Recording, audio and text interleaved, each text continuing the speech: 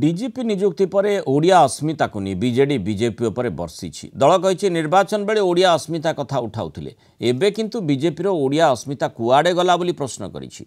सेपटे बीजेपी कही विधि व्यवस्था अनुसार नियुक्ति मिली याकु नहीं राजनीति करबा कथा नुहे। ए दुई जन ऑफिसर बा कौनसी ऑफिसर को विरुद्ध रे व्यक्तिगत स्तर रे आमर कौनसी टिप्पणी दबार नाही कि तांको योग्यता उपरे मध्य आमे कौनसी प्रश्न उठाऊ नाहु, किंतु जो कथा कही कि निर्वाचन को आसीथिला बीजेपी आमे बीजेपी को पचारुछु जहा कहिथिलो लोकंक आगरे तार उल्टाटा करिवार अर्थ कौन? आज जो अस्मिता को रक्षा करिबा पई बीजेपी एते कथा कहिकरी पूर्व सरकार को गादीच्युत कला, आज से बीजेपी रो ओडिया अस्मिता माडरे आज ओडिया पो चेपा हो जाइए।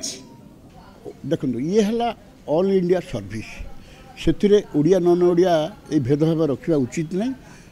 हुए तो समय थिला ओडिया आसते समय आसला नन ओडिया भी आसले। आपन देखु यही राज्य रे बहुत नन ओडिया अफिसर आईपीएस होती नन ओडिया भी होती या राजनीति करवा ठीक नहीं।